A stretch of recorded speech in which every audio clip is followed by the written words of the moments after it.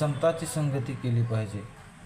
कारण संताच्या संगतीमध्ये मन विचलित होत नाही आणि वाईट माणसाच्या संगतीमध्ये गेल्यानंतर मन तर विचलित होतं, परंतु त्या मनाला वाईट वळण लागत असतं.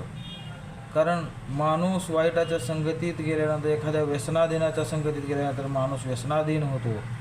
तसं जर तुम्ही संताच्या संगतीत आलात तर या व्यसनाधीनतेपासून तर तुम्ही दूर जाल, परंतु तुमच्या मनावर सुद्धा संतासारखे संस्कार पडते.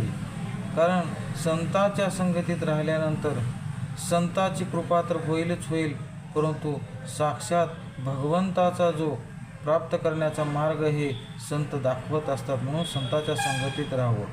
माऊली ज्ञानेश्वर महाराज सांगतात हरिपाठामध्ये, संताचे संगती मनोमार्ग गती, आकळावा श्रीपती